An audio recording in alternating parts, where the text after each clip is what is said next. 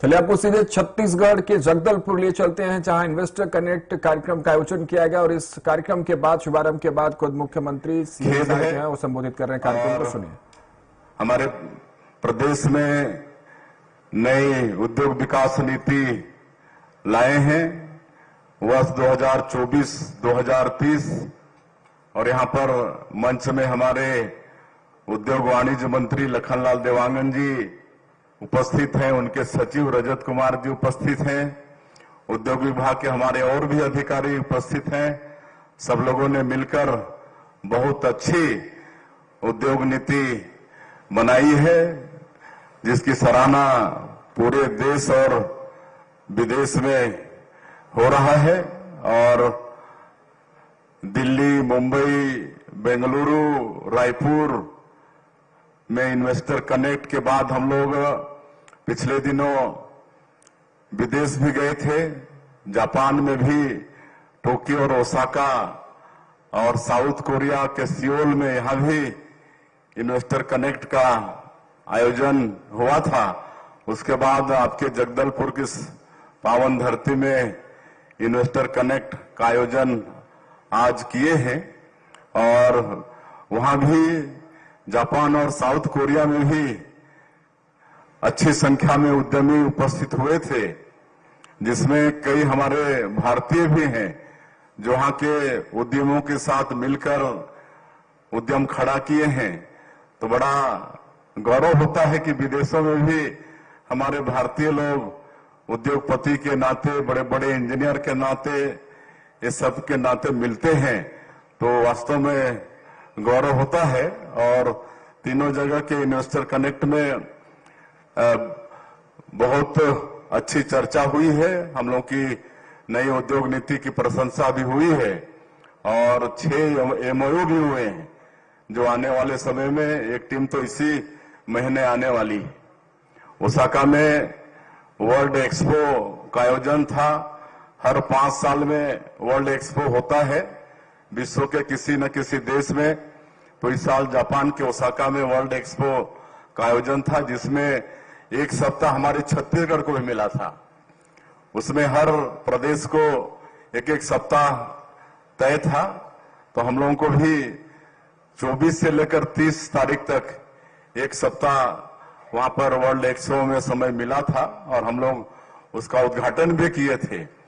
और एक खासियत थी, शायद पहला प्रदेश था हमारा छत्तीसगढ़, जो वहां पर जापानीज भाषा में भी पूरी तैयारी करके, तो उसमें जापानीज लोगों को समझने में बड़ी सहूलियत हुई। और एक एक दिन में 30-30 हजार लोग आते थे। प्रतिदिन वहां पर 30,000 लोग सुबह से शाम आते थे। और एक सप्ताह के वर्ल्ड एक्सपो में हमारे छत्तीसगढ़ का जो रेशम वस्त्र है, आपका डोकरा आर्ट है, यहाँ का हस्तशिल्प है, ये सबको हमारे छत्तीसगढ़ के लोग बहुत अच्छे से प्रदर्शित किए। काफी लोग उससे आकर्षित भी हुए। तो इस तरह का ये नई उद्योग नीति है और इस पर मुझे कुछ कहना नहीं है। हमारे आदरणीय उद्योग मंत्री भी इस विषय पर बताए हैं और हमारे उद्योग सचिव पूरे विस्तार से क्या क्या उसमें सब्सिडी है, सिंगल विंडो सिस्टम है, सब सारी बातें नई उद्योग नीति के विषय में उन्होंने बताई है। तो मुझे दोहराने की आवश्यकता नहीं है। मेरा तो आग्रह होगा, ये तो ऑनलाइन भी होगा ही नई उद्योग नीति, या इसको सब पढ़ें और आज इसका लाभ हमारे उद्यमियों को और नए कोई सोच रहे हैं उद्यमी बनने, उनको भी इसको पढ़ने की आवश्यकता है और इसका लाभ लें। और इसी निमित्त हम लोग जगह जगह इन्वेस्टर कनेक्ट करके हम लोग नई उद्योग नीति को पहुंचा रहे हैं। और आज कि क्या है, हम लोग नई उद्योग नीति में विशेषकर बस्तर और सरगुजा को फोकस किए हैं, जो जनजातीय बाहुल क्षेत्र है। और जिस तरह से ये बस्तर, जैसा हमारे गृह मंत्री जी बता रहे थे कि एक ऐसी छवि थी बाहर, छत्तीसगढ़ कहने से पूरा नक्सलवाद से ग्रसित और रायपुर में ही आने से ठाई ठुई शुरू हो जाएगा, ऐसा एक कल्पना लोगों के मन में था। लेकिन पिछले 20 महीने में, अभी हम लोग को सरकार में आए 20 महीने हुए हैं और बड़ा सौभाग्य की डबल इंजन की भी सरकार बन गई। और दिसंबर 2023 में हम लोग शपथ लिए और अगले ही महीना हमारे केंद्रीय गृह मंत्री जी आदरणीय अमित शाह जी छत्तीसगढ़ आए और हम सब लोगों का, हमारे जो जवान हैं छत्तीसगढ़ पुलिस के और केंद्रीय सुरक्षा बल के हमारे सभी ऑफिसर्स हैं, सबका मनोबल बढ़ाए और उन्होंने संकल्प भी लिया कि 31 मार्च 2026 तक समूचे देश से इस नक्सलवाद को समाप्त करेंगे और बराबर आते रहे हैं और भारी मुस्तैदी के साथ हमारे जवान लड़ भी रहे हैं। आप सब लोगों को भी मालूम है लगातार ऑपरेशंस में सफलता मिली है। जो माओवाद के बड़े बड़े लोग थे सब न्यूट्रलाइज हुए हैं। तो पूरा भरोसा है कि माननीय हमारे प्रधानमंत्री जी और माननीय गृह मंत्री जी का जो संकल्प है वो अवश्य पूरा होगा। उसके बाद ये जो बस्तर है जो एक तरह से स्वर्ग है, यहाँ पर अनेकों जलप्रपात हैं, कुटुमसर का गुफा है, अबुझमाड़ जैसा डेंस और लंबा चौड़ा फॉरेस्ट है। तो वास्तव में बहुत ही यहाँ पर संभावना है पर्यटन का भी, तो विकास में काफी आगे बढ़ेगा नक्सलवाद समाप्त होने के बाद में। इसलिए विशेष फोकस हम लोग बस्तर का भी किए हैं और अभी तक नई उद्योग नीति लाने के बाद ये 10 महीने में ही 6.5 लाख करोड़ के निवेश प्रस्ताव हम लोग को मिल चुके हैं और खाली निवेश प्रस्ताव मिला नहीं है बल्कि धरातल में काम भी शुरू हो गया है। सेमीकंडक्टर चिप्स बनाने का, आपके एआई डाटा सेंटर का, ये सब, और आने वाले समय में टेक्सटाइल और हर क्षेत्र में यहाँ पर निफ्ट आ रहा है, नीलेट आ रहा है, NFSAU आ रहा है। आपके बहुत सारे उद्योग हर क्षेत्र में, एनर्जी के सेक्टर में 3.5 लाख करोड़ का MOU हुआ है और आने वाले वर्षों में 30,000 मेगावाट बिजली हम लोग अपने प्रदेश में पैदा करेंगे। अभी 30,000 मेगावाट के करीब बिजली पैदा कर रहे हैं और जब ये छत्तीसगढ़ राज्य बना तो मात्र 1400 मेगावाट बिजली पैदा होता था। आज छत्तीसगढ़ में 1400 मेगावाट का तो एक संयंत्र लगने जा रहा है। पिछले बार माननीय प्रधानमंत्री जी उसका शिलान्यास किए हैं। तो ये तेजी से विकास हमारा छत्तीसगढ़ कर रहा है और हम लोग रजत जयंती वर्ष में प्रवेश किए हैं। तो मैं रजत जयंती वर्ष के भी आप सब लोगों को शुभकामनाएं देना चाहूंगा। 15 अगस्त से रजत जयंती समारोह शुरू हो गया है जो आने वाले 2026 फरवरी तक चलेगा। 25 सप्ताह इसको मनाने का हम लोगों ने निर्णय लिया है रजत जयंती वर्ष का। तो इसमें काफी विकास छत्तीसगढ़ के अंदर में हो रहा है और इस वर्ष को हम लोग, चूंकि छत्तीसगढ़ के निर्माता सर्दार अटल बिहारी वाजपेयी जी उनका भी जन्म शताब्दी है वर्ष है, तो इस वर्ष को हम लोग अटल निर्माण वर्ष भी घोषित किए हैं और अधोसंरचना में इस साल 4,000 करोड़ ज्यादा बजट में प्रावधान रखे हैं। 26,000 करोड़ अधोसंरचना में हम लोग बजटीय प्रावधान किए हैं अटल निर्माण वर्ष और रजत जयंती वर्ष के कारण। तो छत्तीसगढ़ को हम लोग को बहुत आगे विकास की दृष्टि से ले जाना है और अभी तक हम लोग 20 महीने में करीब 9-10 हजार हमारे बेटा बेटियों को नौकरी दे चुके हैं विभिन्न विभागों में, पुलिस विभाग में, आपका सहकारिता विभाग में, बिजली विभाग में, आपके इरिगेशन में और कई विभाग में, और अभी फिर शिक्षकों की भर्ती भी करने वाले हैं। लेकिन हम ये जानते हैं कि इसके बाद भी हमारे जो With a brand new design that frees up even more pixels for personalization and an inventory of features. तो हम लोग उद्योग के माध्यम से उनको रोजगार देने का ये नई उद्योग नीति में विशेष चिंता किए हैं और जो नई उद्योग नीति है उसमें अगर कोई उद्यम में 1000 से ज्यादा रोजगार वो उद्यमी से मिलेगा तो उसमें विशेष और प्रोत्साहन की व्यवस्था है। और ये बस्तर जैसे क्षेत्र में यहाँ उद्योग लगाने पर और भी छूट की व्यवस्था है जिसको हमारे उद्योग सचिव बता चुके हैं।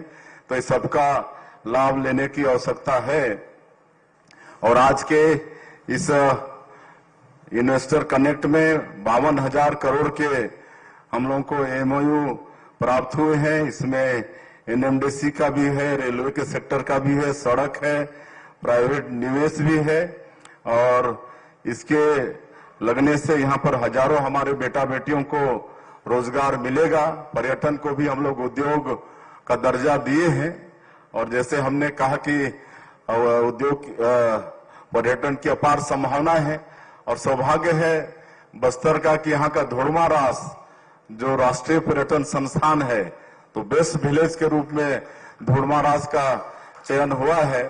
तो होम स्टे वगैरह खूब यहाँ पर पॉपुलर है आपके बस्तर में, तो उसको भी हम लोग उद्योग का दर्जा दिए हैं। आगे होम स्टे को भी हम लोग आगे बढ़ाने वाले हैं।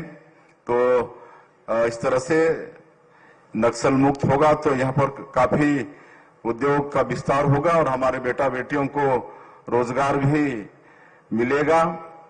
तो मैं इस अवसर पर ज्यादा नहीं कहते हुए यहाँ पर हमारे सभी बस्तर संभाग के अधिकारी हैं, कलेक्टर और आईजी सब हैं, तो उनसे आग्रह करना चाहूंगा कि उद्यम के क्षेत्र में किसी भी तरह से आप लोगों की आवश्यकता पड़ती है तो उसका त्वरित निपटान करें।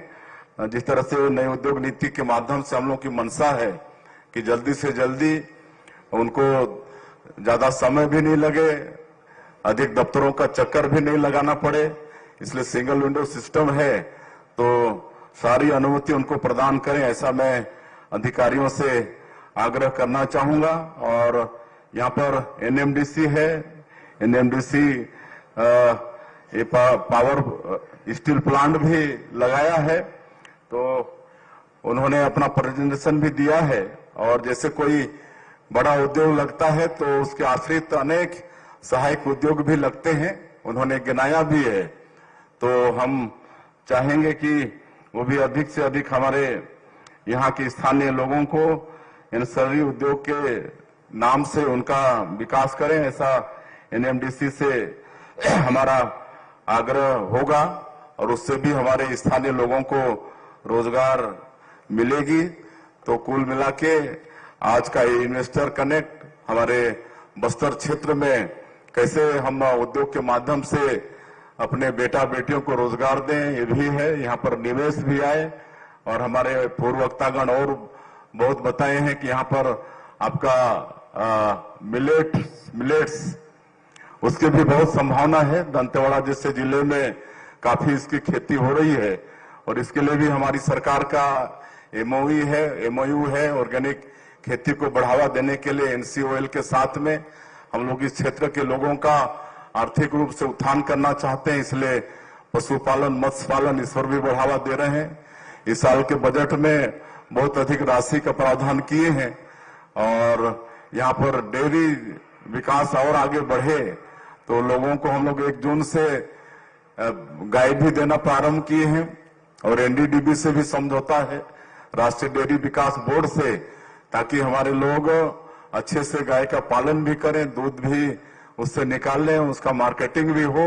ये सारी चिंता हम लोग कर रहे हैं और कुल मिला के हम लोग को इस छत्तीसगढ़ को विकसित छत्तीसगढ़ के रूप में खड़ा करना है और हमारे जो माननीय प्रधानमंत्री जी की सोच है, उनका संकल्प है कि 2047 तक देश को विकसित भारत के रूप में खड़ा करना है।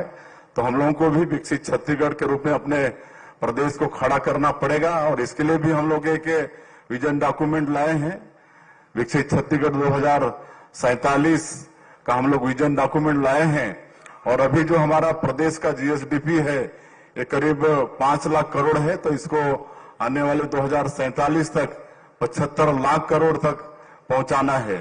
तो ये सब उद्योग ये सबसे ही और आप सब लोगों के एक लोगों के प्रयास से ही संभव होगा। अंत में और मैं ज्यादा नहीं कहते हुए कि